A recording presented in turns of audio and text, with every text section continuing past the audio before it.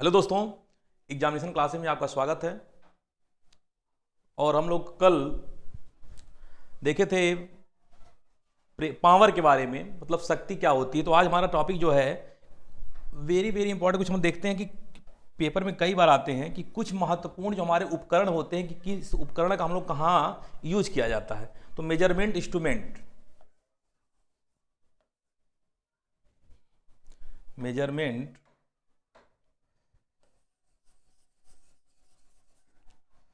तो measurement instrument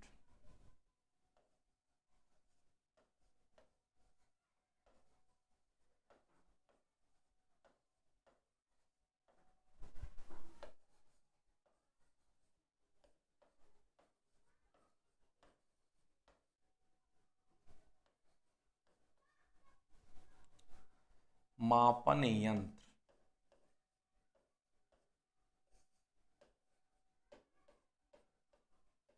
मापन यंत्र।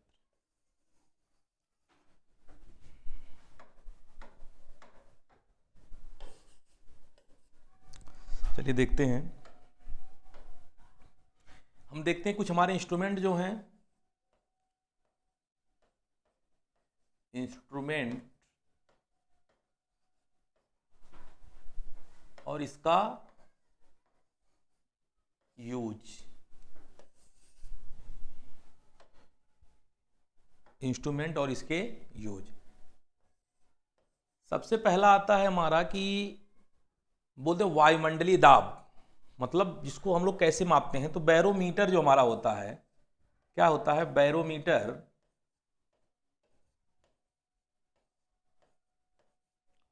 तो क्या करता है वायुमंडलीय दाब मापने में। वायुमंडलीय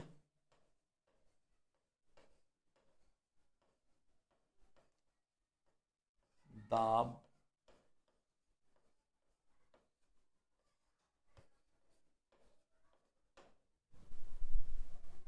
वायुमंडलीय दाब मापने में।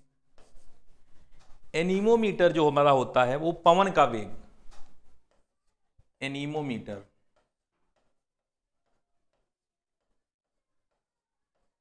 एनीमोमीटर द्वारा क्या होता है वायु का वेग मापने में, वायु का वेग। अमीटर द्वारा, अमीटर के द्वारा विद्युत धारा,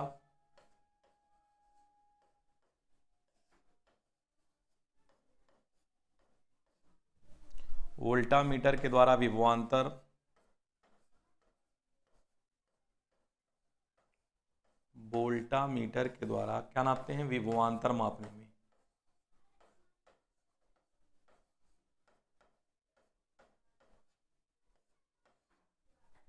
विभवांतर,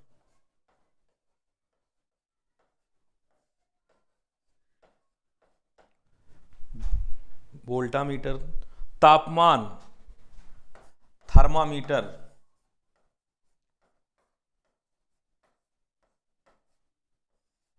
थर्मामीटर तापमान।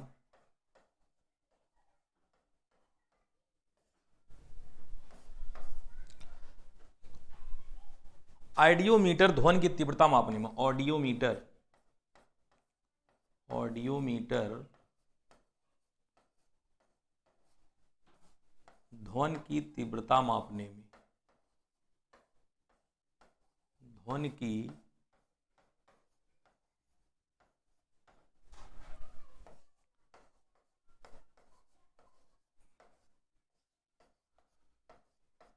तीव्रता मापने में। उसके बाद फैदोमीटर जो होता है वो समुद्र की गहराई मापने में। क्या फैदोमीटर, फैदोमीटर समुद्र की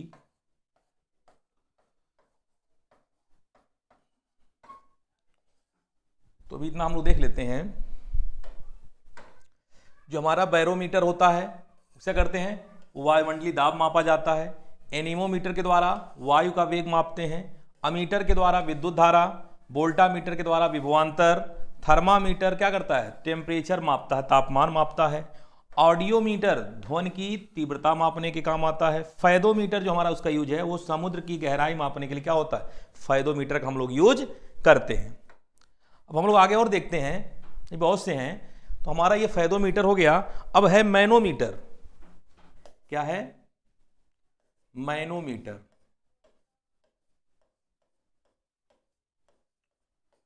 मैनोमीटर गैसों का दाब मापने में, गैसों का दाब, गैसों का दाब मापने में। अब आता है रेन गेज। क्या है, रेन गेज। इसको बोलते हैं वर्षा मापी, को बोलते हैं वर्षा मापी। तो वर्षा मापी के नाम से स्पष्ट हो गया कि क्या करता है, ये वर्षा की तीव्रता को मापता है। वर्षा की तीव्रता को मापता है। क्या करता है, वर्षा की तीव्रता को मापता है। रेन गेज हो गया। बैरोमीटर जो होता है वो वायुमंडलीय दाब मापता है। इसके पहले बताए भी हैं जब हम प्रेशर पढ़ा रहे थे। बैरोमीटर क्या करता है, वायुमंडलीय दाब, वायुमंडलीय दाब मापने में। ये सब एक लाइन के जवाब आते हैं। वायुमंडलीय दाब, वायुमंडलीय दाब मापने में। एक चीज वेरी इंपॉर्टेंट है, हाइग्रोमीटर और हाइड्रोमीटर। बहुत कंफ्यूज करता है पेपर में। हाइड्रोमीटर का काम क्या होता है और हाइग्रोमीटर का काम क्या होता है।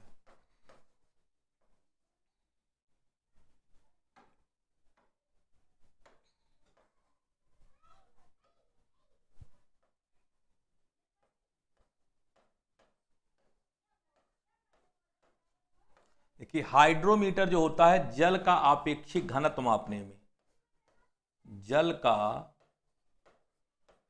आपेक्षिक घनत्व मापने में।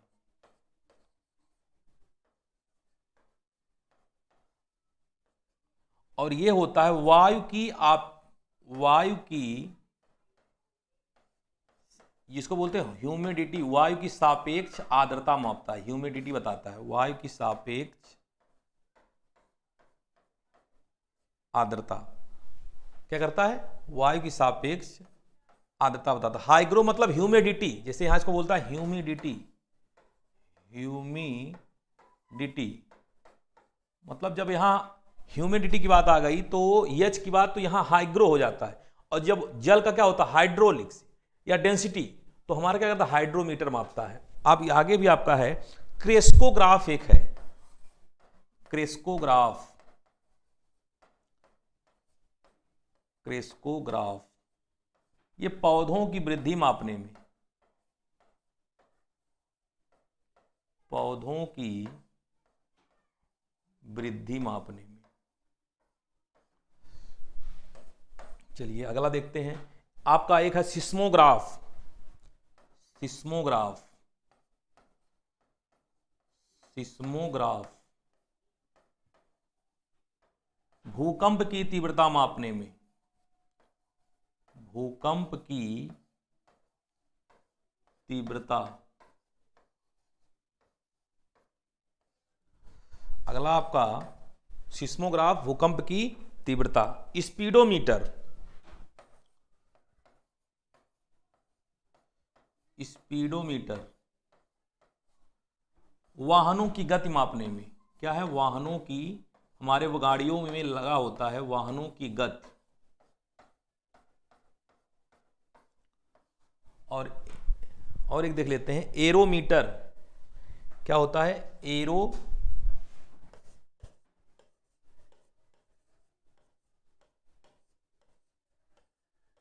एरोमीटर जो इसका काम क्या है, इसका काम होता है वायु एवं गैसों का भार तथा घनत्व मापने में। वायु तथा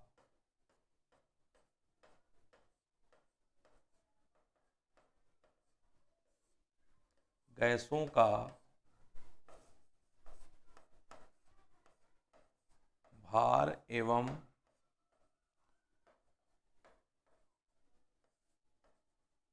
घनत्व ज्ञात करने में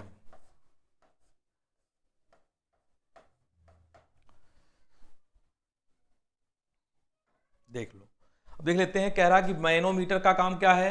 मैनोमीटर जो क्या करता है, वो गैसों का दाब मेजरमेंट करता है, मतलब प्रेशर जो होता है किसके लिए, गैसों का प्रेशर मेजरमेंट करने में। रेन गेज क्या है, वर्षा मापी, वर्षा मापी काम है वर्षा की तीव्रता मापने के लिए। बैरोमीटर के द्वारा वायुमंडलीय दाब मापा जाता है।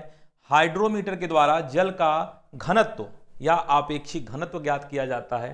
हाइग्रोमीटर, हाइड्रो मतलब जल की बात कर रहा, हाइग्रो मतलब वायु के सापेक्ष आर्द्रता की बात कर। तो हाइड्रो और ये दोनों क्या है, वेरी वेरी कंफ्यूजिंग करता है, लेकिन वेरी वेरी पेपर के लिए इंपॉर्टेंट है। क्रेस्कोग्राफ जो करता है वो पौधों की वृद्धि मापने में काम आता है। सिस्मोग्राफ, सिस्मोग्राफ जिसको वो भूकंप लेखी बोलते हैं, जो भूकंप की तीव्रता होती है, भूकंप के झटके होते हैं, भूकंप की तीव्रता को मेजरमेंट कौन सा करता है, सिस्मोग्राफ करता है। स्पीडोमीटर हमारे वाहनों में लगा होता है स्पीड को मेजरमेंट करने के लिए, तो चाहे कार हो ट्रक हो, इस सब में क्या होता है, इसको स्पीडोमीटर का यूज किया जाता है, जो कि वाहन का गति मेजरमेंट करता है। एरोमीटर का काम क्या है, वायु तथा गैसों का भार एवं घनत्व ज्ञात करता है। क्या काम है, एरोमीटर का हमारा काम होता है वायु तथा गैसों का घनत्व ज्ञात करने में। तो इतना आपको जो इंस्ट्रूमेंट के बारे में बताया गया आपका वेरी वेरी इंपॉर्टेंट है। इसमें से पेपर में जरूर एक आध क्वेश्चन आपका आता ही आता रहता है, लेकिन हम लोग मिस्टेक गलतियां कर देते हैं, इसलिए हमको कंफ्यूज नहीं होना है और इसको सब अच्छे से पढ़ लेना है। अब अगला आता हमारा प्रत्यास्था क्या होता है। दो चीजें हमारी बहुत इंपॉर्टेंट हैं, इलास्टिसिटी और प्लास्टिसिटी। इलास्टिसिटी और प्लास्टिसिटी, ये होता है प्रत्यास्था।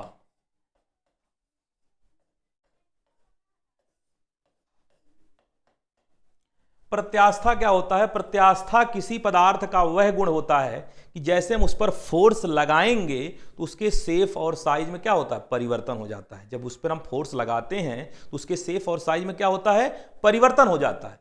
लेकिन जब हम फोर्स को हटा देंगे तो उसका शेप साइज पुनः अपने जिस फॉर्म में पहले था उसी फॉर्म में वापस आ जाता है।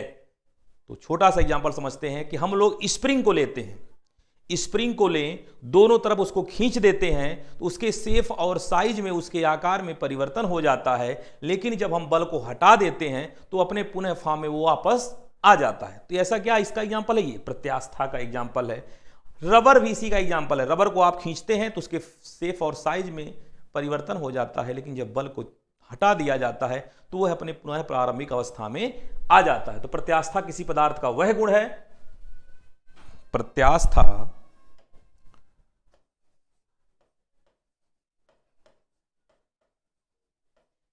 प्रत्यास्था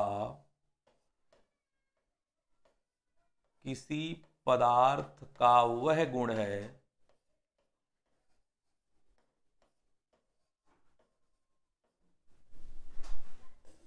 किसी पदार्थ का वह गुण है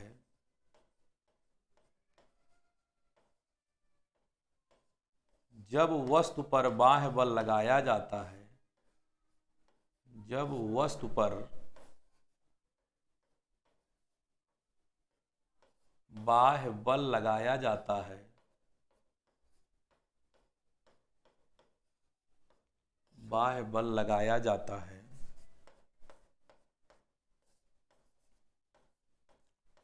तो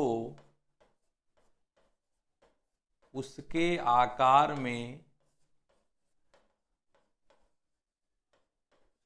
उसके आकार में परिवर्तन हो जाता है, उसके आकार में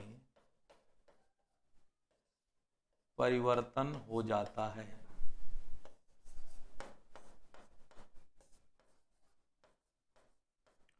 तथा बाह्य बल हटा लेने पर, तथा बाह्य बल हटा लेने पर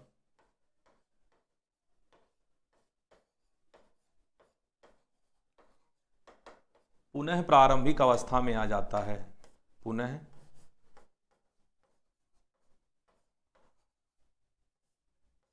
पुनः प्रारंभिक अवस्था में आ जाता है।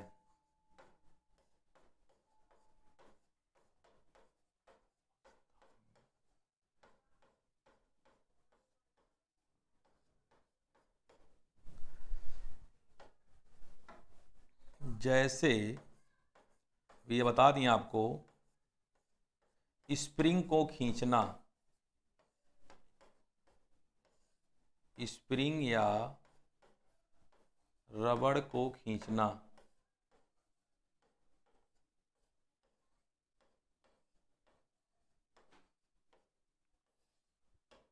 एकदम आसान तरीका में कई बार पूछा हुआ कि प्रत्यास्था का गुण क्या होता है। तो प्रत्यास्था किसी पदार्थ का वह गुण है जब किसी वस्तु पर बाह्य बल लगाया जाएगा तो उसके आकार में, आकृति में परिवर्तन हो जाता है, लेकिन जब फोर्स को हटा लिया जाता है तो वह पुनः अपने प्रारंभिक अवस्था में आ जाता है। तो आपको बता दिए स्प्रिंग या रबड़ को खींचना यह प्रकार किसका है, ये प्रत्यास्था का गुण होता है। इसी का जस्ट उल्टा सुघट्यता होता है, इसको बोलते हैं प्लास्टिसिटी।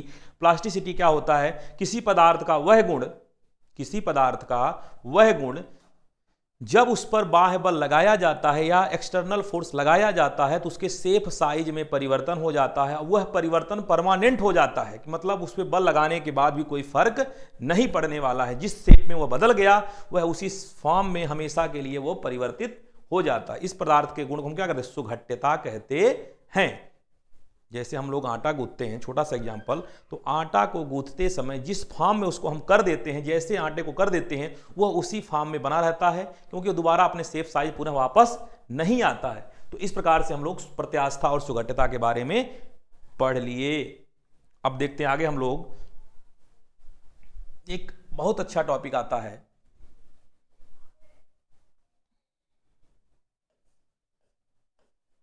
स्ट्रेस। इसको बोलते हैं प्रतिबल। क्या बोलते हैं, प्रतिबल।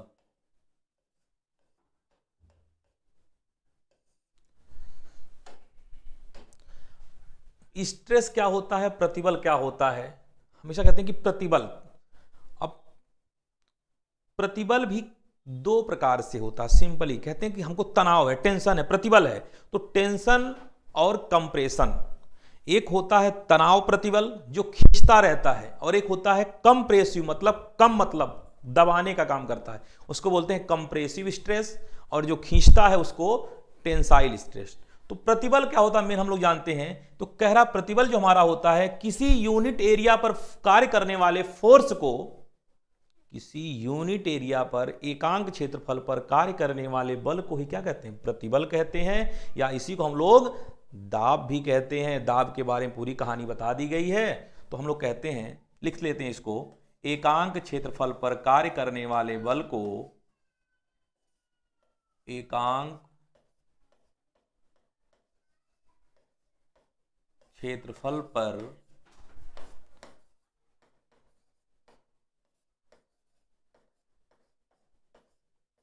कार्य करने वाले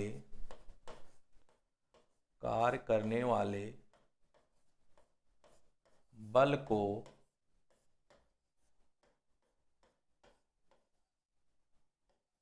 प्रतिबल कहते हैं।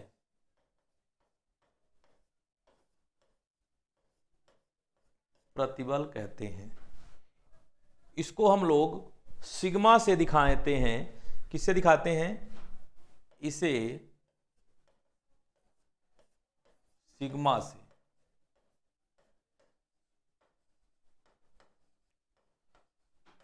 सिग्मा से प्रदर्शित करते हैं।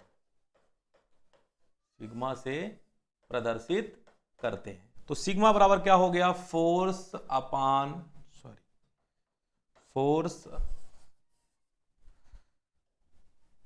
सिग्मा बराबर फोर्स अपान एरिया। सिग्मा बराबर क्या हो गया, फोर्स अपान एरिया। अब फोर्स का मात्रक क्या होता है और एरिया का मात्रक क्या होता है, तो बहुत पहले इसको हम जिक्र दिया। फोर्स का होता है हमारा केजी मीटर पर सेकेंड स्क्वायर, केजी मीटर पर सेकेंड स्क्वायर, या इसी का हो जाता है न्यूटन। और एरिया का हम लोग जानते हैं लंबाई गुणे चौड़ाई। क्या होता है, लंबाई गुणे चौड़ाई, तो इसका हो जाता है मीटर स्क्वायर। तो इसका मात्रक क्या हो जाएगा, न्यूटन पर मीटर स्क्वायर, या इसी को हम लोग बोल देते हैं पास्कल। तो दिमाग में आ गया होगा कि जो दाब का मात्रक होता है वही हमारा स्ट्रेस का होता है। तो कई बार पूछा होगा ऐसी कोई यूनिट बताइए, ऐसी कोई क्वांटिटी बताइए जिसका मात्रक सेम होता है। तो समान मात्रक वाले कौन कौन से हो गए, अभी यहां पर आपको हम बता दे रहे हैं। समान मात्रक वाले कौन से हो गए, दो आपको यहां भी फिलहाल पता हो गया है। प्रेशर प्लस स्ट्रेस, मतलब दो ऐसे मात्रक हैं, प्लस मान के इसको एंड कर दे, प्रेशर एंड क्या हो गया, प्रेशर और जो हमारा स्ट्रेस होता है दोनों का ये सेम मात्रक होता है। तो स्ट्रेस हमारा हो गया एकांक क्षेत्रफल पर कार्य करने वाले बल को प्रतिबल कहते हैं। सिग्मा बराबर फोर्स अपॉन एरिया, इसका मात्रक न्यूटन पर मीटर स्क्वायर या पास्कल होता है। दाब तथा प्रतिबल दोनों के क्या मात्रक समान होते हैं, दाब तथा प्रतिबल के मात्रक क्या होते हैं, समान होते हैं। अब बात आती है स्ट्रेन, क्या बात आती है, स्ट्रेन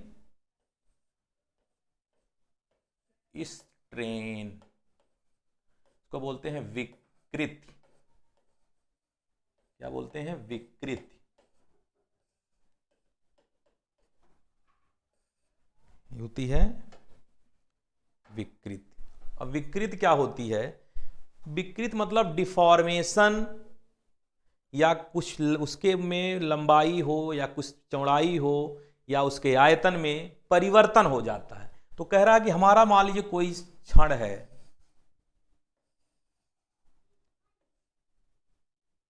क्षण का हमारा एक्चुअल फॉर्म हमारा क्या था, यल था, क्या था, यल लंबाई का हमारा था।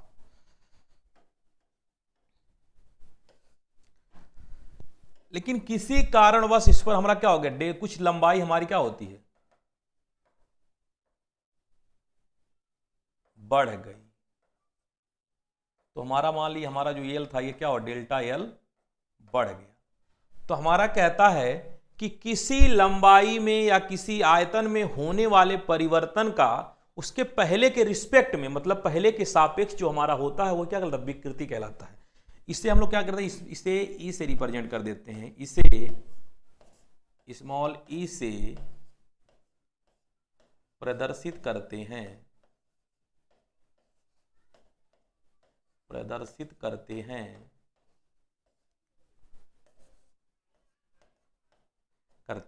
किसे करते हैं, इसे स्मॉल ई से प्रदर्शित करते हैं। तो यहां से इसे क्या हो जाएगा, लंबाई में परिवर्तन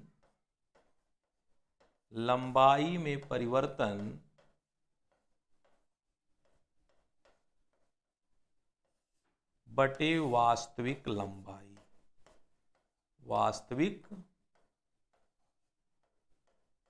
लंबाई, ठीक है। देखते हैं,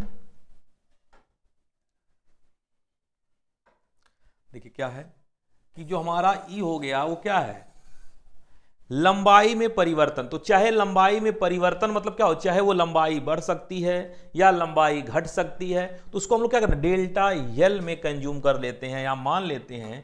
तो क्या हो गया, डेल्टा यल अपान वास्तविक लंबाई हमारा क्या था।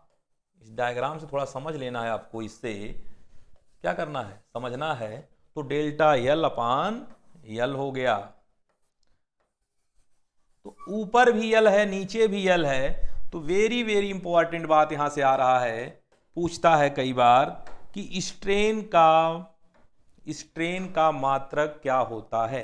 तो क्योंकि इसका भी लंबाई मीटर में हो जाएगा, इसका भी लंबाई मीटर में हो जाएगा, तो इस प्रकार से जो आता है स्ट्रेन हमारा जो है वो डायमेंशन लेस होता है। स्ट्रेन एक विमाहीन राशि है, या मात्रक इसका, स्ट्रेन एक विमाहीन राशि है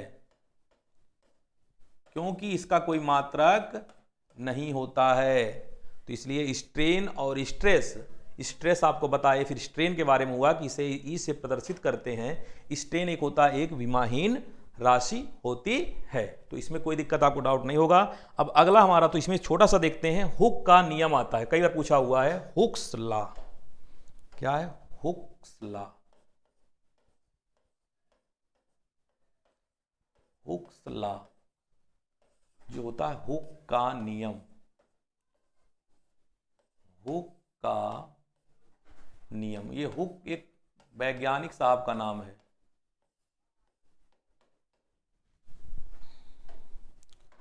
हुक्स लॉ। हुक साहब ने कहा था कि प्रत्यास्था सीमा, अभी बता दिया हूं, प्रत्यास्था सीमा मतलब, प्रत्यास्था सीमा मतलब वही कि जब तक उस पर फोर्स लगाएंगे तो उसके मान में, आकार में परिवर्तन हो जाता है, जब फोर्स हटा लेंगे तो फिर वह क्या अपने प्रारंभिक अवस्था में वापस आ जाएगा। तो वही कह रहा है कि प्रत्यास्था सीमा के भीतर, प्रत्यास्था सीमा के भीतर प्रतिबल जो होता है वो विकृति क्या होता है, समानुपाती होता है। तो वही लिख लेते हैं हम लोग यहां पर, प्रत्यास्था सीमा के भीतर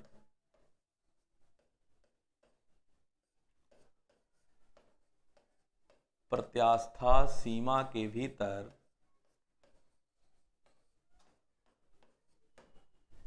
प्रत्यास्था सीमा के भीतर क्या होता है, प्रतिबल विकृति के क्या होता है, किसी वस्तु में उत्पन्न,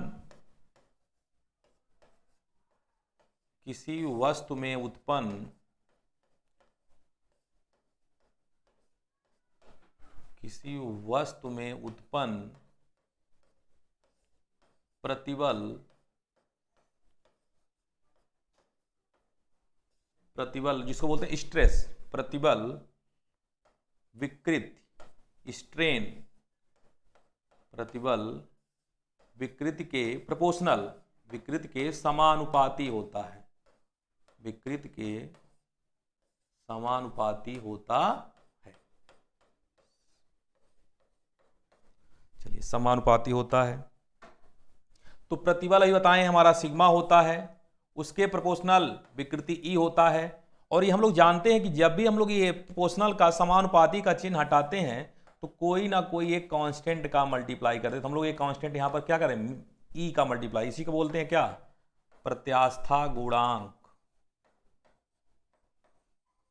प्रत्यास्था गुणांक। अब अगर यहां से ई का मान निकाला जाए तो ई बराबर क्या हो जाएगा, सिग्मा अपान ई, सिग्मा अपान ई हो जाएगा, सिग्मा अपान ई।